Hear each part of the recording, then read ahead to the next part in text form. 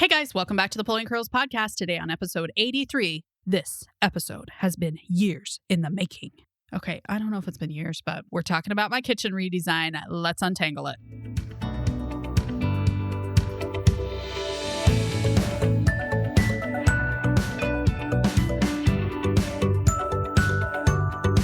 Welcome to the Pulling Curls podcast. I'm Hillary, your curly-headed host on the podcast where we untangle everything from pregnancy, parenting, and home routines. I want you to know that there are no right answers for every family, and I find that simplifying my priorities is almost always the answer. It's tangled, just like my hair.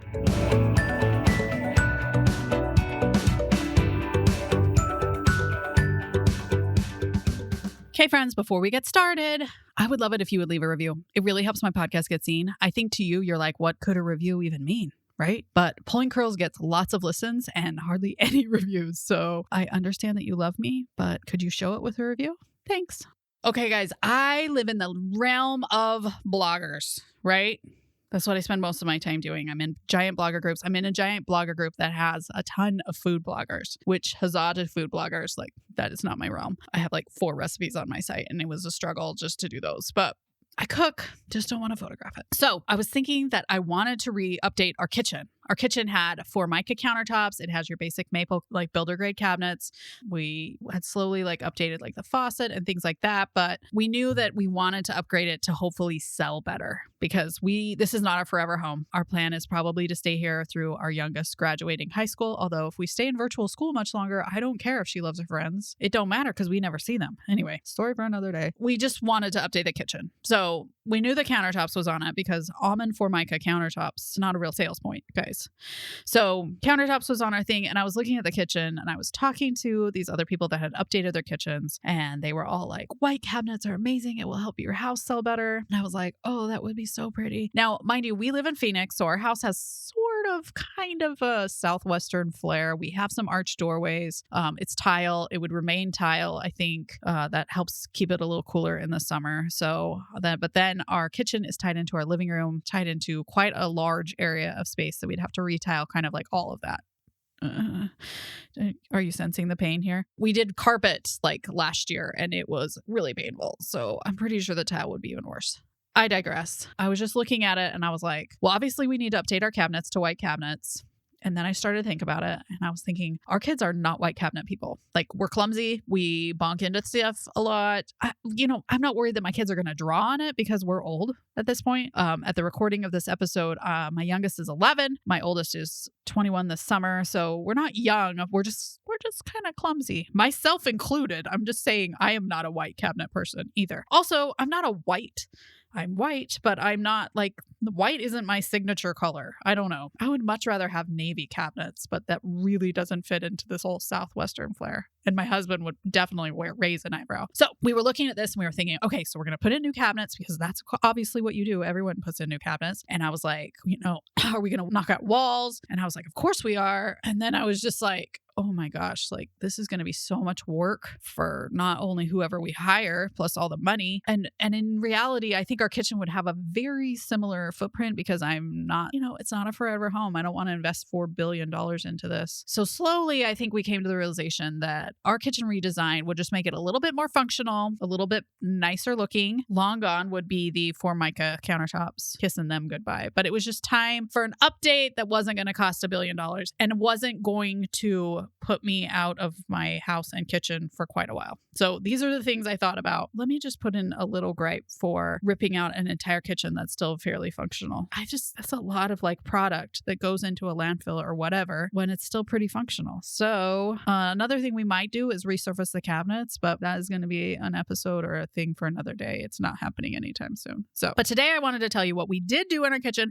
I'm going to tell you our actual dollar amounts. I posted something on Instagram and the thing that got the biggest raise was oh my gosh, I had no idea how much that would be. Thank you so much. So I'm going to tell you what we did, kind of how much it cost. We did go for higher end appliances because I was like, if I'm not updating these cabinets, I want to get appliances that are quality. We're definitely, definitely, who knows what definitely is at this point in time, but we are planning to stay in this house for at least another 8 years, at least till my youngest graduates high school, barring any further complications from our lives. So let's talk about what we did, how much it costs.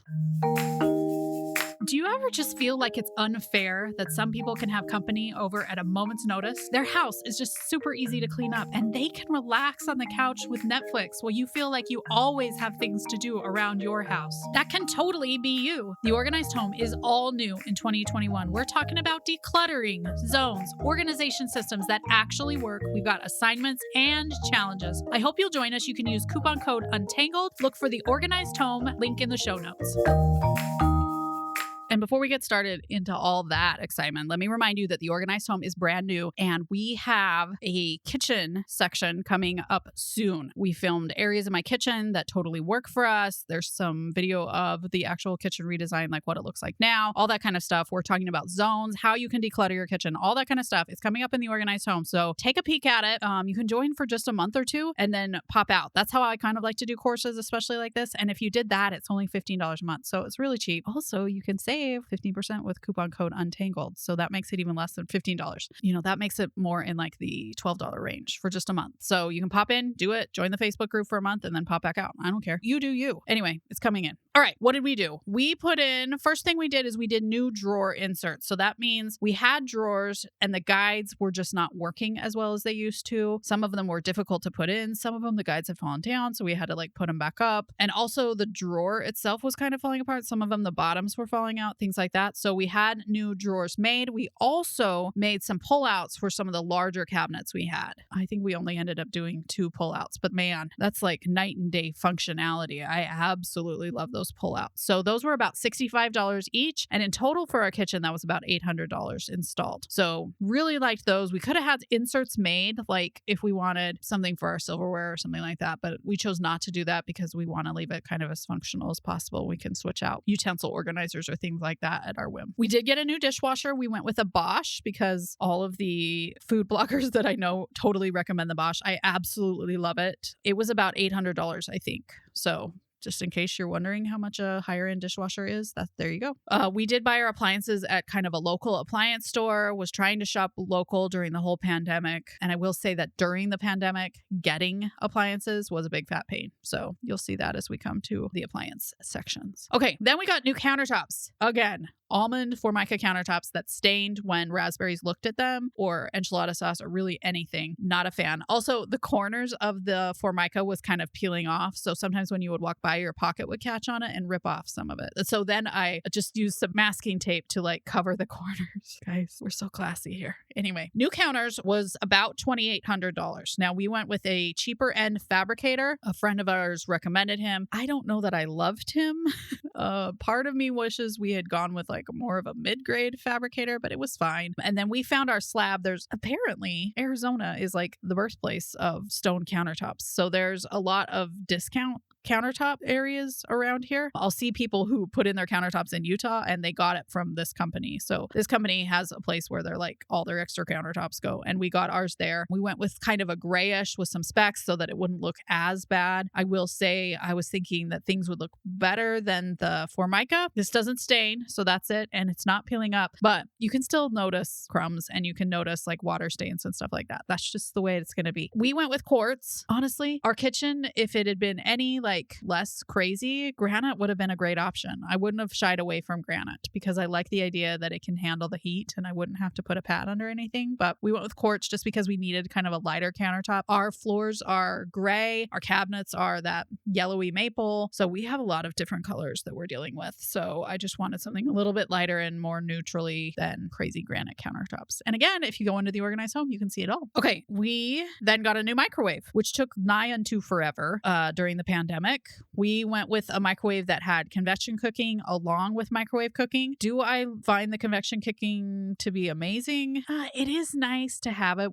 I've shied away from getting like a tiny toaster oven. We don't have one of those. We don't have a ton of counter space. So anyway, it does give us another oven. So I was hoping to have it during Thanksgiving this year. It came after Thanksgiving, so I haven't used it for like a big cooking event, stuff like that. But I have used it when my kids just want to like heat up some pizza rolls. We don't have to do the whole oven. oven. I am looking forward to maybe doing it in the summer where we don't have to heat up the whole oven. Arizona hot. So, verdict's out. If you ever wonder, if you're listening to this podcast like a year later and you're wondering what I think, ask me in the comments in the show notes. So I'll tell you what I think. Okay, so once the microwave was in, because you have to have your microwave, ours is above the stove, and we had to have that put in before we could get a new backsplash. So we had bought the tile for the backsplash back when we bought the microwave in September, and then the microwave didn't come till Christmas. So yeah, pandemic. Crazy thing about the backsplash. So we went to Floor & Decor and we went to Home Depot. Didn't really like any of the tiles because, again, we have all these kind of colors that we're dealing with. Gray tile, yellowy cabinets, this grayish countertop that we put in. So we found a tile that we really liked, but they only sold it online. So we got the sample. We really liked it. And then I was like,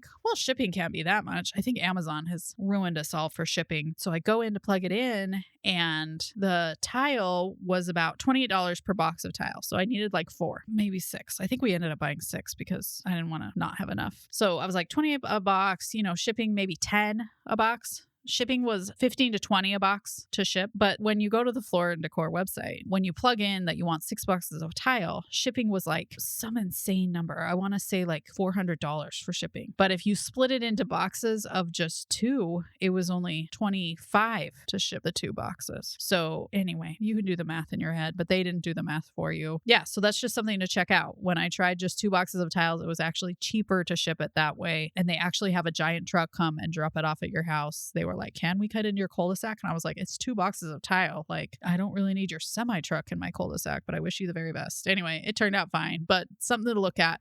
Because of all of these colors, we didn't really want to do just a white subway tile, although we probably could have. I really like how the tile ended up looking. I will try and put a link or a picture of the tile in the show notes if you guys are interested. So in total, the tile was about $260 total for, I think, 6 boxes. We went with giant hexagons. They're pretty different and fun. And it was $650 to install the tile. So it was about $900 total for the whole backsplash. Prior to this, it was just painted, and it was painted kind of a dark taupe because, again, we have this kind of Southwest fare going on at our house. So it's just added a nice big difference to our house. I really like it. It really ties everything together. So we've actually never had a tile backsplash before. So it is easier to like get your spaghetti sauce or whatever off of that tile than it was for a painted wall with a bunch of texture. So I don't miss that. Okay. And finally, now we are waiting on a new fridge. We again bought kind of a higher grade fridge during COVID. Maybe you guys know this, but fridges have been on way back order. We ordered it in, I want to say October, November,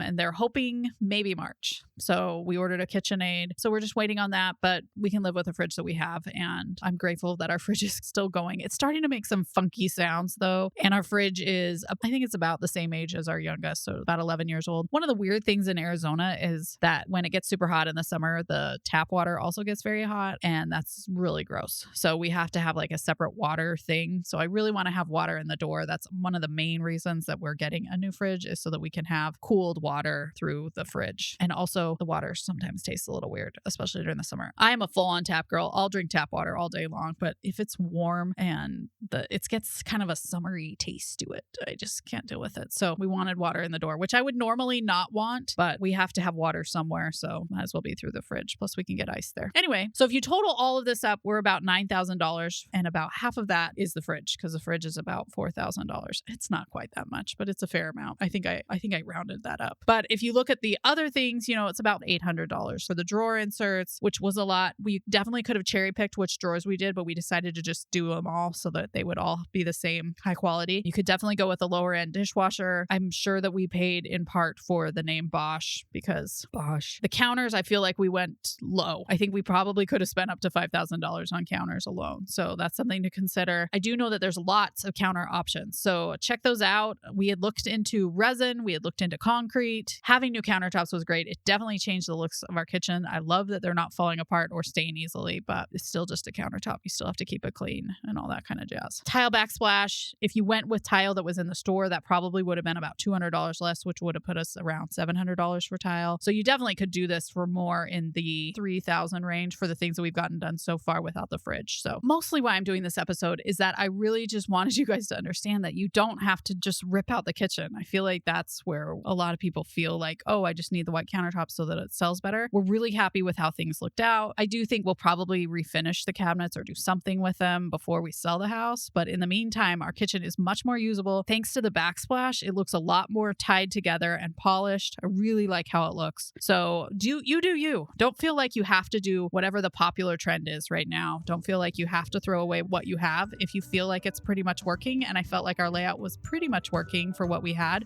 try and make it work for you. Save some money, get your house paid off before you redo the kitchen. Something to consider. Thanks so much for joining us today. I hope we helped smooth out a few of the snarls in your life. We drop an episode every Monday, and we always appreciate it when you guys share and review. Until next time, we hope you have a tangle-free day.